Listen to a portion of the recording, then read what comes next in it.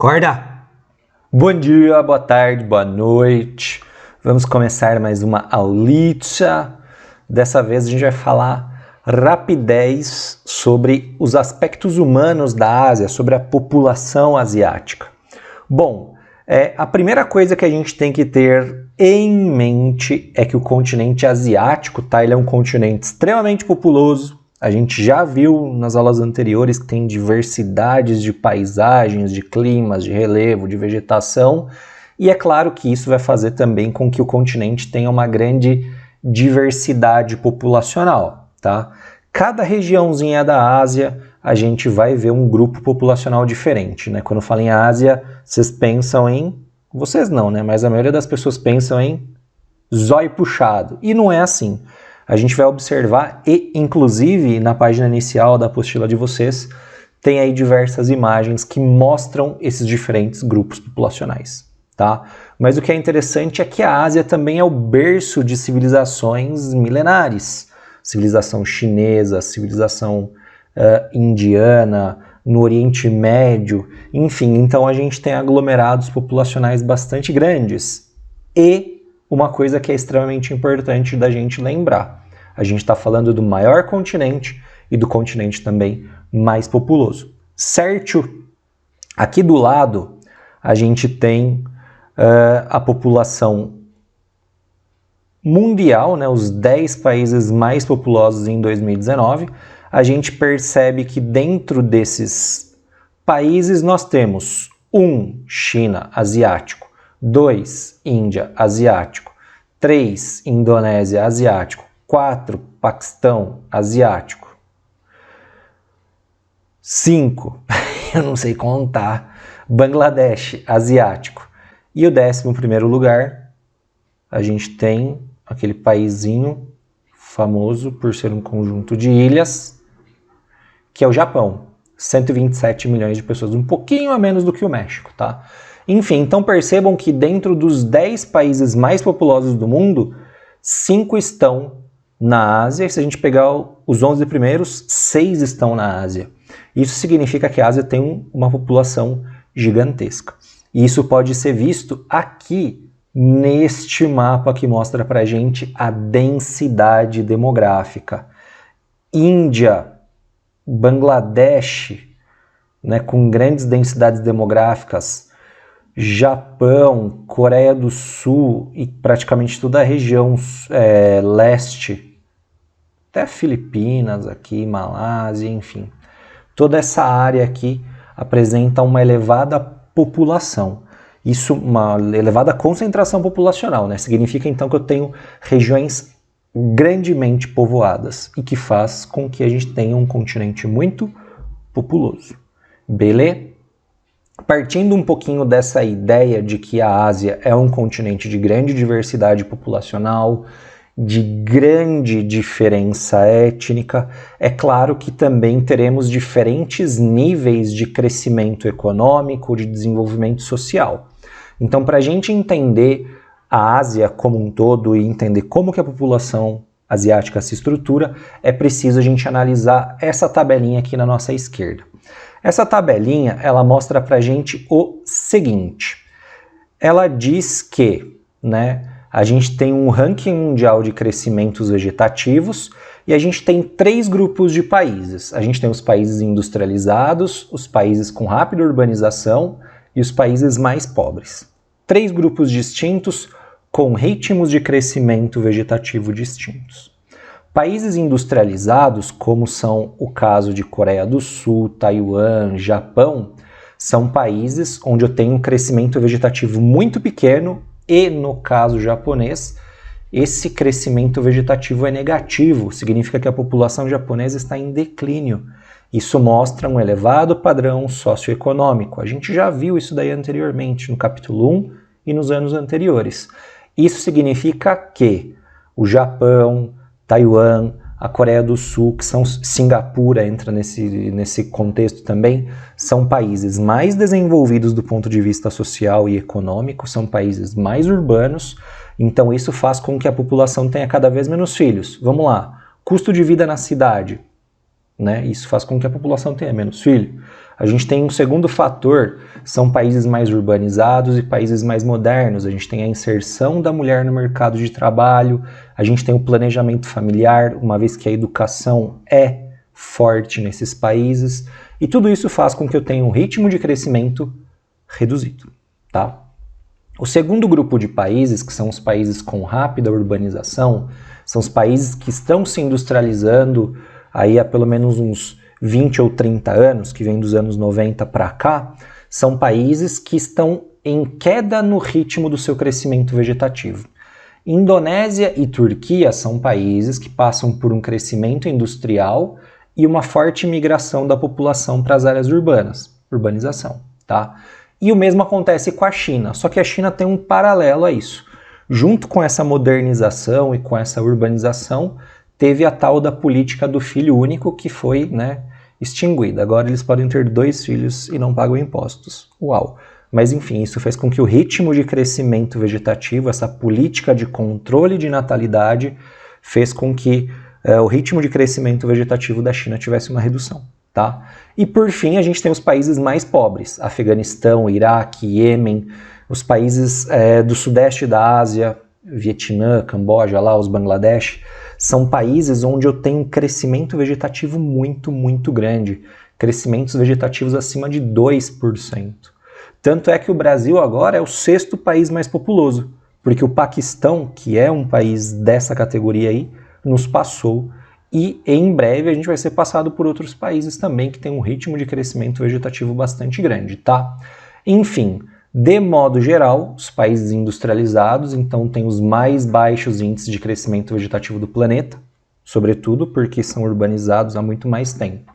Os países de urbanização rápida, eles têm uma redução do seu crescimento vegetativo e das taxas de natalidade, porque a urbanização, né, e a participação da mulher no mercado de trabalho também, embora recente, faz com que esse ritmo de crescimento caia, e por fim os países mais pobres, países rurais, e eles têm um ritmo de crescimento vegetativo muito elevado. E tem um segundo fator, além de serem países ruralizados, esses países também têm características culturais que fazem com que a população tenha muitos filhos. Né? Motivos religiosos ou da cultura local fazem com que os casais tenham cada vez mais filhos. Né? Em algumas religiões, em algumas culturas, o uso de preservativos ou de métodos contraceptivos é visto como fraqueza. Então, o sexo ele é feito para ter filhos, para reprodução. Então, se você tem poucos filhos ou você utiliza um método contraceptivo, você está indo contra os preceitos dessa religião ou dessa cultura local. Então, nos países mais pobres, onde os aspectos culturais, os países são ainda rurais, em vilarejos, é comum ter bastante filho. Ok? Saindo um pouquinho do crescimento populacional e do crescimento vegetativo, a gente precisa entender que tem países, né, de rápida urbanização, que são esses países do grupo 2 aqui e do grupo 3, nesta tabelinha, tá? Esse ritmo de urbanização, ele faz com que a gente tenha características distintas nos países. Nós temos 2 grupos onde a gente enxerga problemas muito graves de urbanização e um terceiro grupo onde é relativamente tranquilo. Vamos fazer a conta aqui, ó. Grupo 1, né, são países muito pobres como Bangladesh, Laos, o Iraque, enfim. São países onde nos anos de 1970 eu tinha 8% e 10% da população morando nas cidades. Hoje, a população ela ainda é rural, né? Eu tenho a maior parte da população morando no campo.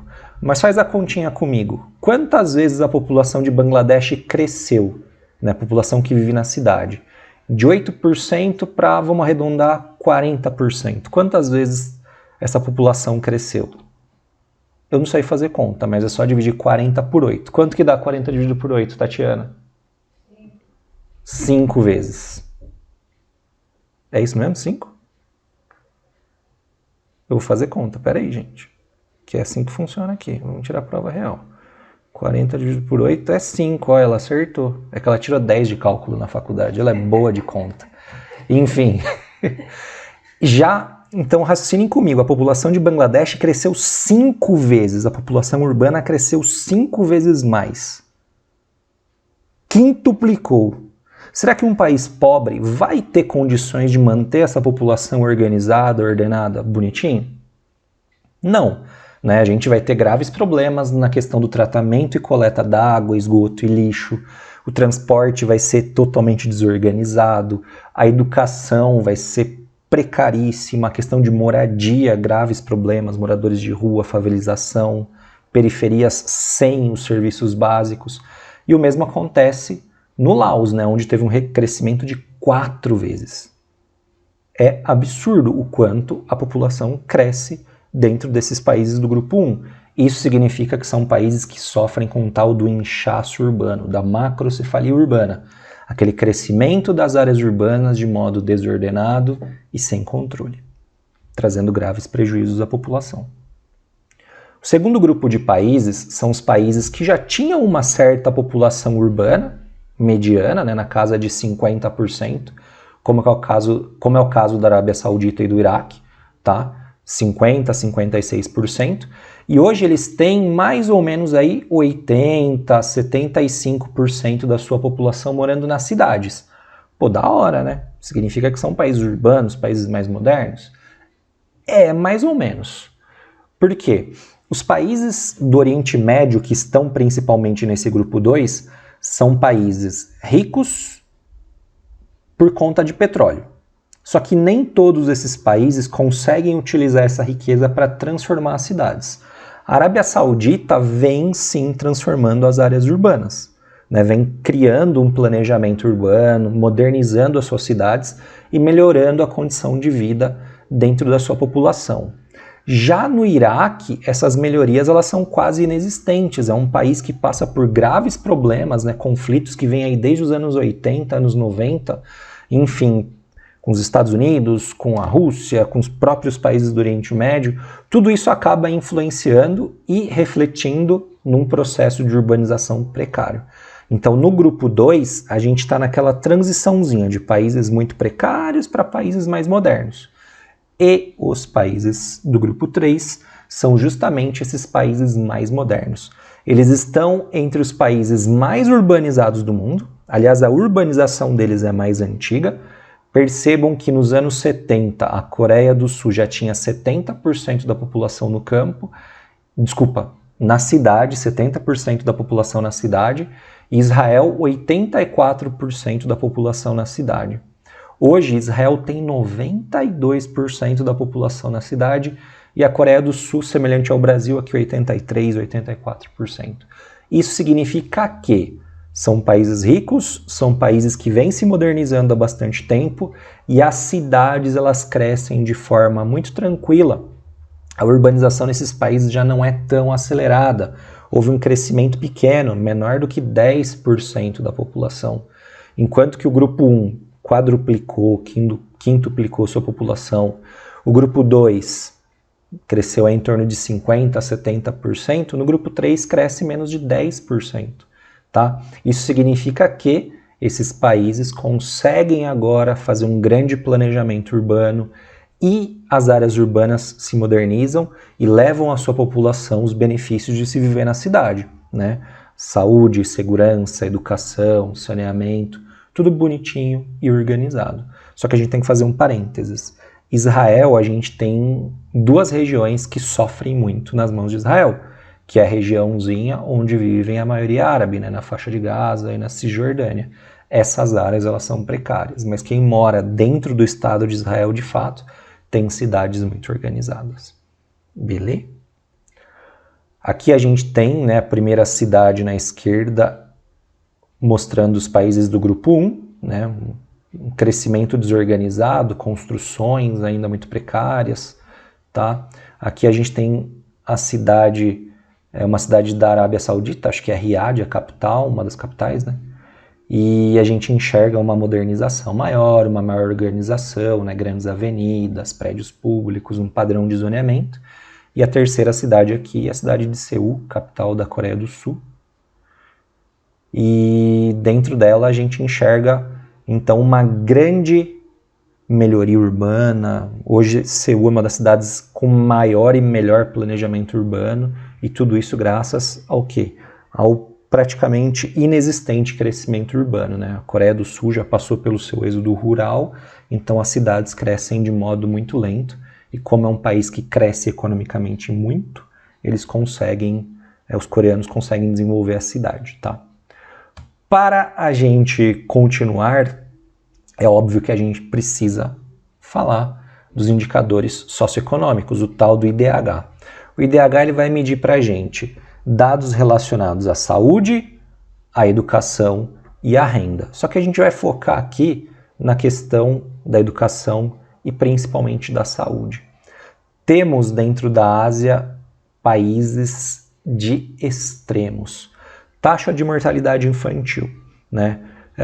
É uma média de quantas crianças morrem a cada 1000 nascimentos antes de completar um ano de vida. E a taxa de mortalidade ela é medida, né? Ou melhor, o nível de mortalidade vai variar de acordo com o nível socioeconômico do país. Se eu tenho saúde, educação e infraestrutura de saneamento ótima, a taxa de mortalidade é pequena, como acontece no Japão, na Coreia do Sul, em Singapura, onde a gente tem menos de 3 crianças a cada 1000 nascimentos morrendo antes de completar um ano de vida. Aqui no Brasil, 15. Já no Afeganistão, esse número é assustador, né? Chega aí na casa de 110 crianças a cada 1000 nascimentos.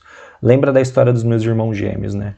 Aquele lá que mora no Afeganistão. Se ele tiver um filho, a chance, infelizmente, dessa criança morrer antes de completar um ano de vida é bastante grande. É de mais ou menos 11%. No Japão, 0,2%. Tá? Quando a gente fala da expectativa de vida, é também sobre a saúde, e a gente precisa entender, se eu tenho uma estrutura educacional e principalmente hospitalar, médica muito boa, a população vive mais, como diria meu pai, certo? Ela vai viver absurdamente muito no Japão, né, na casa aí de 84, 85 anos de média de expectativa de vida. Mulheres um pouco mais, homens um pouco menos, mas a média é da ordem de 84, 85 anos para os japoneses. Singapura um pouquinho menos, 79, e falhou. Enfim, eu vou colocar o dado depois aqui na edição, um númerozinho para vocês aqui embaixo, assim, quantos anos vivem em média o cidadão de Singapura. Já no Afeganistão, a expectativa de vida é absurdamente baixa, próximo a 50 anos, ou seja, o japonês vive quase 40, 35 anos mais do que o afegão. Tá? E isso, repito, tem condições com as características dos países. Japão, país moderno, urbanizado, lindo, maravilhoso. Afeganistão, um país com graves problemas, assolado por conflitos e guerras, né? Desde os anos 90, um conflito muito forte por causa do Talibã, enfim. Então o Afeganistão ele sofre bastante por conta disso, além de ser um país pobre também. E por fim, a gente vai falar de novo do Afeganistão. O Afeganistão é o exemplo de um país muito pobre, de condições muito precárias, e do outro lado a gente vai falar dos países mais desenvolvidos, Japão, Singapura, Japão, Singapura e Coreia do Sul. A taxa de analfabetismo nos países asiáticos que tem um número bastante elevado de analfabetos é por conta das suas características religiosas. A gente está falando dos países de maioria islâmica. Nesses países, a mulher muitas vezes é proibida de estudar, né, por conta dos ideais do Alcorão, né, do livro sagrado e político desses países. Então acaba que boa parte da população feminina ela não tem acesso à escola porque a religião e as leis do país não permitem. Mulher não pode estudar, ponto, acabou, é o que acontece. Então, o número de analfabetos é muito grande para as mulheres, muito maior do que o dos homens. E daí entra em outra condição. Normalmente, esses países são mais pobres. A gente pegar o Afeganistão, o Paquistão, Iêmen, são países, o Iraque, enfim, são países onde eu tenho um número de analfabetos muito grande, de modo geral, na sua população, só que a parcela de mulheres analfabetas é muito maior por conta dessas características religiosas e culturais. O mesmo acaba acontecendo em algumas outras regiões da Ásia, onde a gente enxerga que a população é de maioria rural. Se a população é de maioria rural, quem estuda é o homem, a mulher é dona de casa, a mulher tem que cozinhar e tem que colher. Quem toma conta da propriedade, quem vai entender de dinheiro é o homem, então é ele quem tem que estudar. Por outro lado, nos países mais modernos, a gente tem taxas de analfabetismo muito baixas. Japão, Coreia do Sul, Singapura, Taiwan.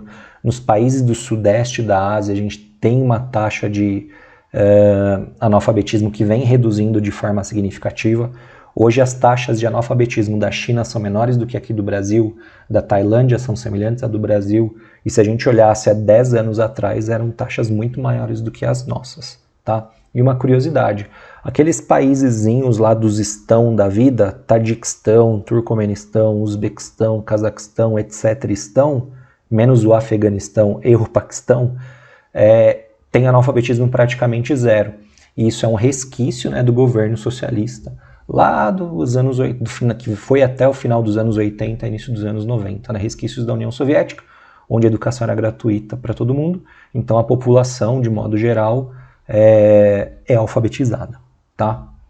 E agora sim, para a gente encerrar, a gente precisa falar sobre a diversidade étnica presente dentro da Ásia, tá?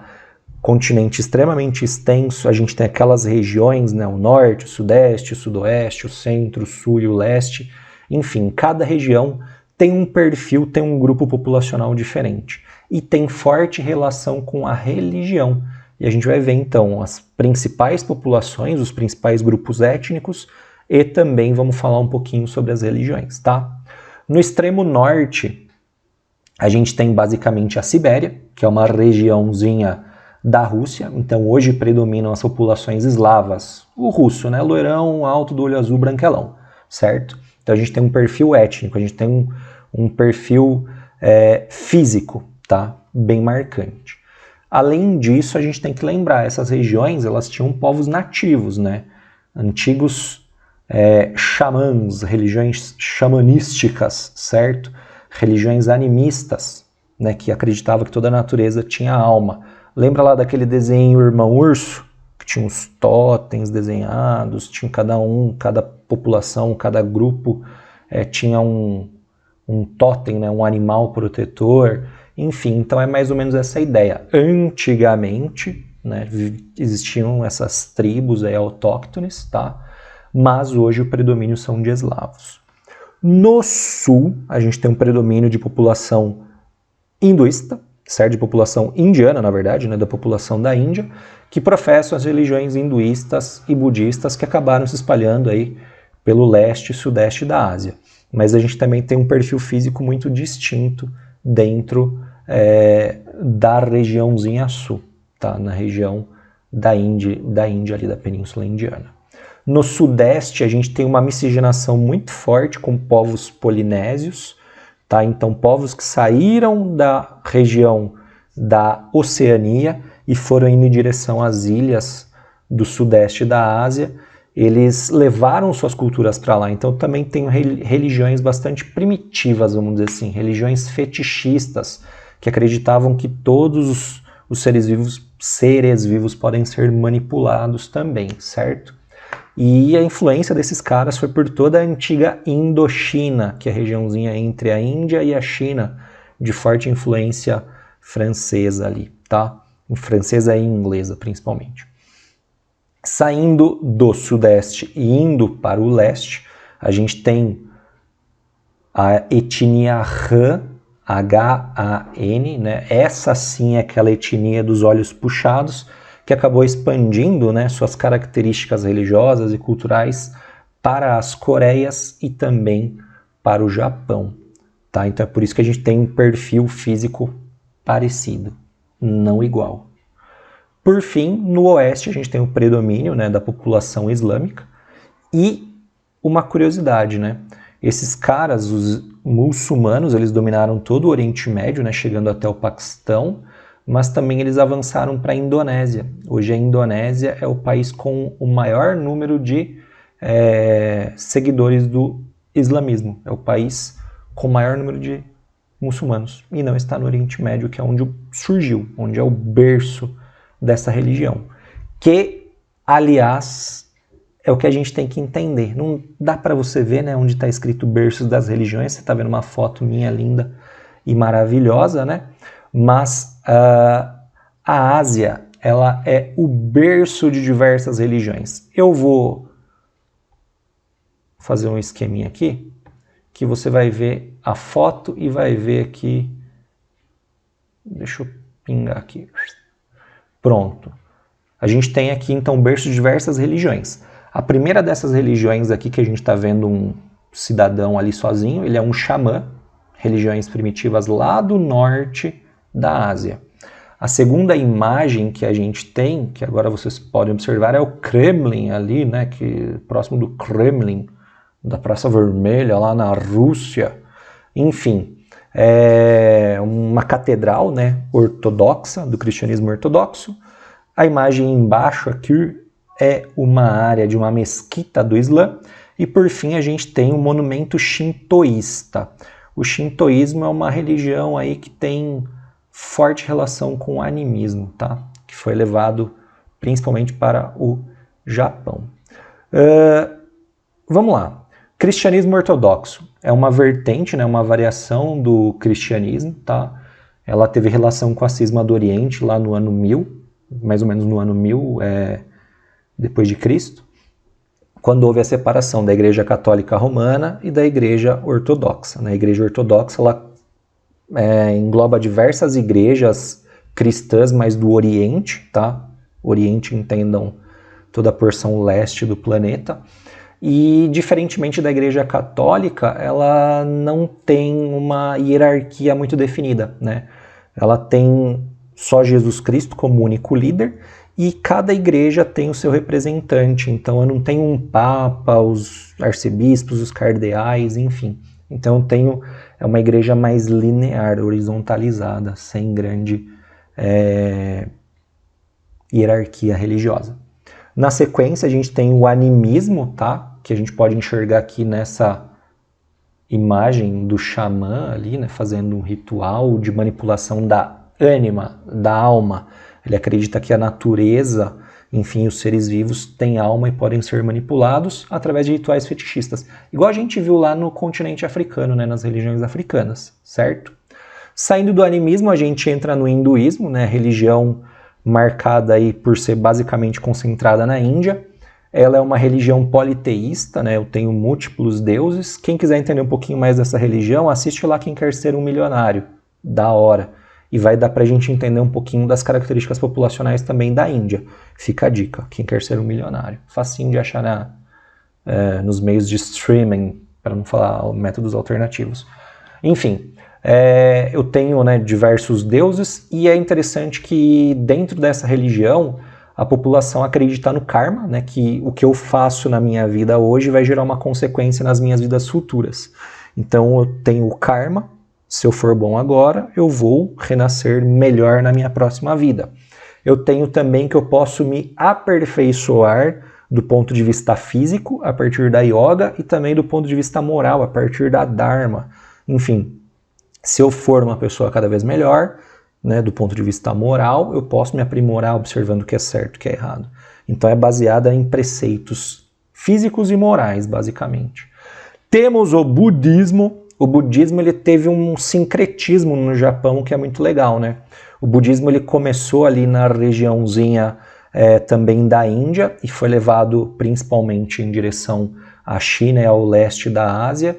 E tem muitos praticantes nas Coreias e no Japão. Só que no Japão ele sofreu um sincretismo, uma mistura com o shintoísmo, que é uma vertente animista, tá? Então uma religião bastante primitiva, a japonesa, e houve uma mescla com o budismo. Então, dentro do Japão, a gente tem essa mudança. E o que é legal é que o budismo ele é baseado na filosofia do Buda, o budismo, e ele não cultua nenhum deus, mas professa sempre a busca pela melhoria espiritual e pessoal, tá? A gente tem que aprender e superar os desafios e bola pra frente. A vida é isso aí, é um processo de aprendizado. É mais ou menos essa a ideia do budismo, tá?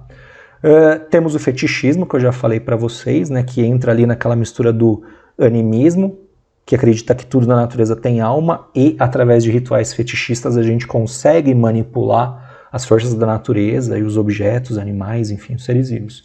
Certo? Professado principalmente no norte e em áreas do Japão ali, né, com shintoísmo, como eu disse. Temos o confucionismo, que é praticamente restrito à China, também é uma filosofia, certo? Não é uma religião de fato, mas uma filosofia de vida que está relacionado ao culto da natureza, os antepassados, o amor, a justiça, a reverência, a sinceridade, enfim. É muito semelhante ao budismo nesse sentido, né, de você se aperfeiçoar, assim como o hinduísmo, assim como o cristianismo. Percebam que todas as religiões, de modo geral, elas falam da mesma coisa. Seja bom para os outros. Seja igual ao Cristo, seja de boas. Seja igual ao Buda, de boas, está lá deitadão na dele, certo? Enfim, então as religiões elas têm por base a mesma ideia de amor, justiça e paz entre as nações, os povos, enfim. Depois do confucionismo, a gente entra no islamismo. É uma fé monoteísta, ou seja, acredita em um único Deus, Alá, tá? Foi fundada por Maomé no ano 570, 600 depois de Cristo, e ele é baseado, né, no livro religioso, o Alcorão, que também é um livro político, tá? É a religião que mais cresce no mundo hoje, expandindo do Oriente Médio para o norte da África, que a gente já viu, e também para o sudeste da Ásia. E por fim o judaísmo, né, que ela é professada basicamente no Estado de Israel e em outras áreas, principalmente nos Estados Unidos. É isso. Então a gente falou rapidinho, né, de modo simples, eu acho que bastante direto, sobre as características populacionais da Ásia. A gente tem países com diferentes características, países com excelente qualidade de vida e países muito precários, e a gente consegue enxergar a partir desses diferentes níveis socioeconômicos como que é o ritmo de crescimento, como que é o ritmo de estruturação das cidades. Países mais desenvolvidos apresentam condições melhores de vida e cidades mais desenvolvidas, mais preparadas para receber seus habitantes.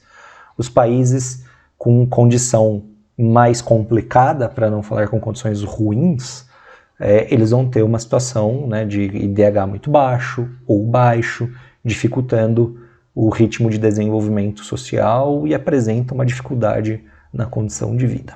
Ok? Basicamente era isso, meus queridos, minhas queridas. Espero que todos vocês estejam bem. E é isso, tamo junto. Até a